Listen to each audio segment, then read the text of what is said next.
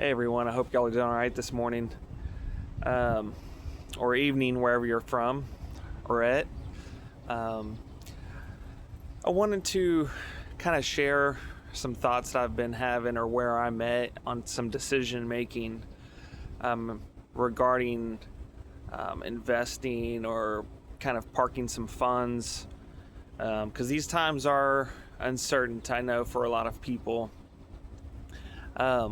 I will share back one way to look at it is, it's hard to predict the future. I'll say that.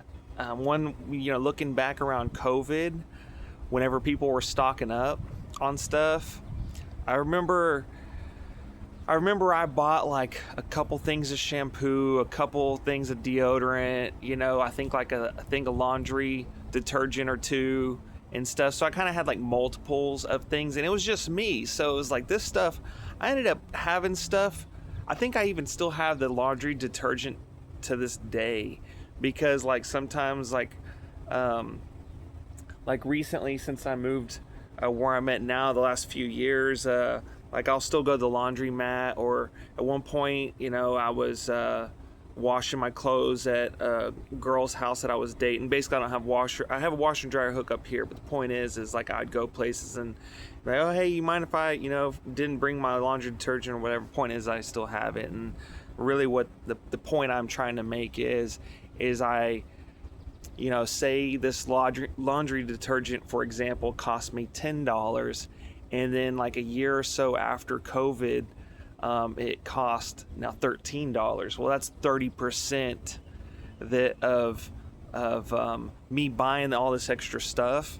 And I'm not saying to go out and buy, and fill up your house with all kinds of consumable stuff, which if you are gonna use it, and you depending on the life cycle of it, whatnot, it may not be a bad decision, but I'm not saying to go spend thousands of dollars thinking, but one way to look at it is it was like, wow, I actually, that was kind of an investment for me, like 6 tubes of toothpaste, or whatever the case is. And so anyways, I guess my wheels are turning as far as where do I want to put some extra money, because where I'm at right now is the only money I'm keeping in my bank account is for my like monthly bills, like rent. I paid my insurance up front 6 months. It's just a 6-month policy. I would pay it a year if that was the case. But like, my point is like, I'm not just keeping money sitting, not collecting any kind of like dividends or growth, as far as like, say I put it in silver and that's kind of the decision I'm thinking about doing is maybe I don't know if I'm going to do it on like weekly basis, or maybe like once a month, just save up for a month and go buy like, a couple ounces or 10 ounces at most of silver or something like that, at the current prices. Because I was looking back at a chart this morning, and then like, so somewhere in 2007, you can go look at a graph for yourself, but let's just say 2007 silver was like $600-700, and then basically from 2007 to 2008, give or take, it would fluctuate, and it kind of had a ramp up and then drop back down, but $700 to $900, $600 to $900, and then by 2011, I'm sorry, I'm talking about gold, but so $600 to $900, and then by 2011, it hit like $1,800 or so, high 17s, 18 or over 18. I didn't get exact. I just was like, okay, that's good enough data for me. And then it pulled back since then, like to $1,200. So that's about 33%, off the top. A correction, if you will. So if, silver hit, let's just say it peaked out at 55, or gold peaked out at this 5,500 or whatever, about 33% of that is, this isn't exact, we'll just call it around, $1,600-$1,700, somewhere around there. So that would put gold, even if it had a 33% correction, down around like $3,900, and it's 48 or so right now. Point is I'm thinking about doing that, and this isn't financial advice. I'm not telling you to go buy an ounce of gold if you can right now. Probably wouldn't be a bad idea, but I'm not telling you to. These are just thoughts I'm having. Again, this isn't financial advice. I'm not a financial planner or anything like that. It's just something that I'm thinking about doing for myself. Not gold specifically, but I'm thinking about doing silver. Doing, like I said, a couple ounces of silver, maybe 10 at tops a month, at these current prices, because that's a lot. But that's the money I'm trying to save. Like I mentioned, budgeting down to, it doesn't have to be down to the penny, but definitely get a really tight understanding, on a tight grip on expenses and where things are going. So that's my words of encouragement is just to watch what's coming in and out, essentially. Money management. And so there's that idea. There's also, maybe like mining or gold, metal ETFs, stocks, who knows, the stock market could have a leg up, another one last leg up before, or who knows, it could just keep going. But one thing that I find odd is, like, people know that things are not good, or like things just aren't making sense as far as like monetary policies and like the cost of living, and there's people in real estate. You're like, oh yeah, some homes are selling, some aren't, and it, back in around COVID, like I know the local market, not personally, but people are saying, oh, it's white hot, it's red, it's hot. It's, people are just buying left and right. And it's like, yeah, because interest rates are like zero. Like, yeah, it just doesn't make, now that interest rates are, I don't even know what the housing rates are. The federal funds rate's probably around 3 or 4%. I haven't really been keeping track with it. But the point is like, yeah, so you raise the rates up to like a normal, because savers aren't, people that actually putting money in like savings accounts or something like that, they're not getting any money. So it's like you're encouraged to just spend, and that's kind of where we're at anyways. We're like a consumer, like a consumer state, you're right, like consumerism. But it's like, yeah, now that interest rates are like what people would probably consider like normal, it's like this is like halted the, like, money flow, if you will, right? And so it's so people understand that, or at least they know.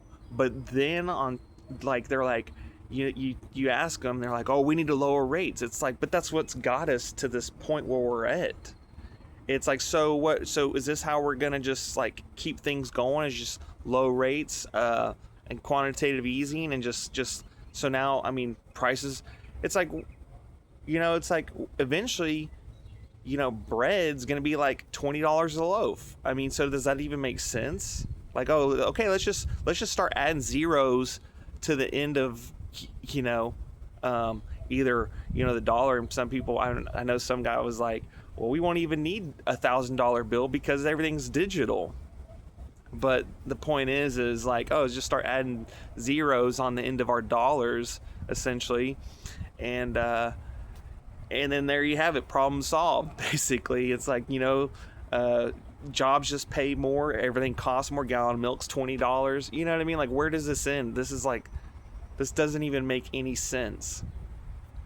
So it's just something to think about. And so where I've kind of been pondering is like, where do I really want to park some money? Because to me, just money sitting And I did that. I wish I had some money back around COVID. If I would have put that after the dip or around the dip, even if I would have put it at its peak before COVID and it dipped 20%, I would still be way up at this point in the stock market or silver. Like, I remember I was buying silver around like $16 an ounce. This is pre-COVID 2017, 18 or whatever it was. Probably closer to 18, 19, 2019, 2018. But look where it was. Look at where it's now. It's like, I don't even know, close to $75, $80, I'm not sure, depending on the day. I mean, just think if I would have put that, or, hypothetically anyone, but, so I guess what I'm saying is just looking at the time, not trying to make this too long, but I am going to go to that event tonight. I'll take some video footage of that and, put it in, add it in a video for tomorrow, just to kind of give y'all an idea of this cool event. It's supposed to be like the first, or some things that they're doing at this event is like the first in U.S. history. And anyways, last year they had this walk for peace. It was a kind of a big deal on the news but these monks were like walking from, actually at the temple where I'm going tonight here in Fort Worth. They walked from here down to Austin, the capital of Texas, and then through like down kind of southern like the Gulf Coast, through Louisiana, and I don't know exactly their route. I mean I saw like the states or the cities they were gonna hit, or at least the main ones, right? And but anyways, and all the way up to DC, and so that was a thing on the news. But so I'm gonna go to that temple tonight because there is like, I'll just tell y'all that there is supposed to be some documents, some old Buddhist documents that the Sri Lanka government's been holding for like 2,200 years or 2,300 years, right? And so they're going to bring some of those, and I don't know if they're going to keep them there or if they're just showing them or whatnot. That, but anyways, they're going to bring them here. And it's been like a week-long deal for like Vesak, if I'm pronouncing it right, kind of like Buddha's birthday, I think. I don't prescribe to any religion. It's just something interesting, and anyways, I find it very peaceful, and anyways, cool. It gives me a better understanding and diverse, like different perspectives on things. But anyways, so I'll do that. But yeah, it's just something to think about with where we're at, where, this isn't like the sky's falling, go prep your food and all that thing. It's good to have a little, insurance policy, if you will. I've had some dry freeze, food for, during COVID. So it's like I've had it for 5 or 6 years and it's supposed to last, 20 years or so if it's, I guess, climate controlled or whatnot. But anyways, I gave my mom some. So it's good to have insurance policies. When I say that, that's what I'm talking about. Some savings, maybe a little bit of cash for emergency. I wouldn't just have like, $100,000 or whatever just laying around. I mean, if you got all that money or whatever, it's your decision. I'm just saying, I wouldn't have, if I even had that much, I wouldn't have it sitting. But couple $1,000 just in case, possibly. Diversify for sure. Not have all your eggs in one basket.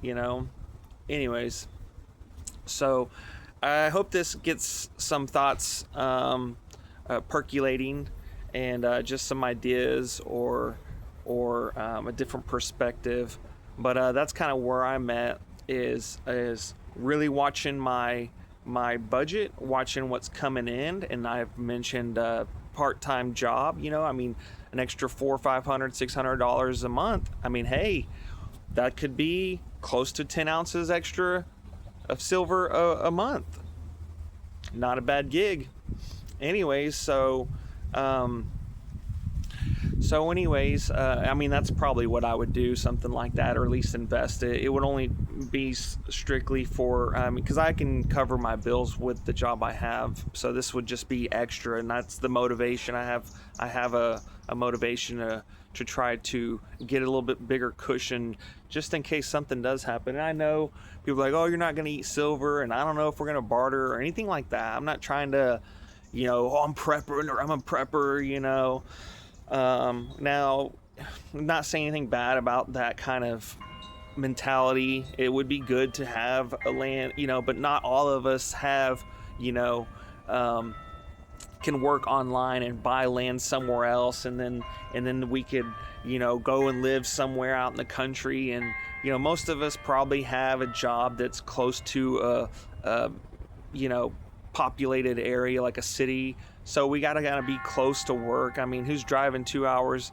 I do know a woman from my last job that would drive, like, she said 2.5 hours or so, and I was like, man, or 2 hours. I was like, man, she must be speeding, because I lived closer than where she used to live. This is before I moved back to the city, but she was living out west of Dallas-Fort Worth, and she would. Anyways, point is so she does, but that's not everybody's doing it. And so, anyways, something to think about. I know people have to be close to their work. They don't have to be, but I mean, let's be realistic here. It's who's driving 2 hours to, And then there's, schools, kids' activities for their kids. They want them to interact with other kids and all. I don't have kids, so I can't really speak on that. But the point is like, there's conveniences living in a city. Anyways, so something to think about. I'll share my video of the celebration tonight. I'll share that tomorrow. But anyways, I hope y'all have a good day, good Mother's Day weekend. I'm gonna go eat lunch with my mom and my grandmother and my uncle and his, my aunt, and some families getting together. We're gonna go eat lunch and then visit, and then after that I'm gonna go to that event. But anyways, I know some people, I've looked on Google, I will say this real quick and get off. I was looking at like Google searches, and there's like soccer matches that are being like trended in the last week, like Chelsea versus whatever. I don't remember all of them, but you could tell they were like soccer matches, because a lot of like English teams, I'm not a soccer fan, but I could tell by the team names just from playing FIFA a long time ago. I was like, okay. So there's, and of course, FIFA or like World Cup games are going to be held here in the Dallas-Fort Worth area. But the point is like soccer games. It looked like musicians or something. Like, I could tell by one of the names. I think it's like, I think I heard that as like a country singer or something. But all these like, and it's like, and maybe it's an escape, or people just want to live life and all that stuff. And some people probably have money to go to concerts and soccer games. That's great. I'm sitting here thinking like, man, I'm not paying $100 for a ticket. To me, that's $100. If I can make 5% or 10% on it, that's another $5 or $10. I know it doesn't sound like a lot, but guess what? You start adding that up. Well, guess what? 10% of $1,000 is $100. Now we are talking that pays for my gas or maybe my food for the week. I think I just bought like 10 pounds of chicken for like $18. It was like $1.88 a pound, chicken breast. Well, guess what? I put that in the crock pot. I got 10 pounds of cooked chicken. I mean, it's probably less than that because of water weight and all that. But I mean, I got food. I got chicken breast, $20. Call it $20 for like 4 days of food, and people are spending $15 on a Big Mac or something like that. Like, that's crazy to me. So I'm watching my spending, is what I'm saying. Oatmeal, I'll do like maybe oatmeal or protein powder in the morning, to get some protein and then some carbohydrates in, and then I could take my lunch, and then like for lunch and dinner, like I'm eating chicken breast and maybe some rice or something like that. So anyways, I'm watching what I'm doing. But anyways, I hope y'all have a good day. If your mom's around or you go visit her, and I get it, families families, could be difficult sometimes, or a touchy subject. I got my stories with my family and stuff like that. I don't really talk to nobody, to be honest, but trust me, I got that, and I could share another time with y'all. Anyways, so just maybe, if you talk to your mom, and y'all got a decent relationship, just, maybe say hi, happy Mother's Day. Doesn't take a lot. But anyways, I hope y'all have a good weekend and a good day. It's nice and cool and sunny where I'm at. Anyways, y'all take care, and we'll see you tomorrow.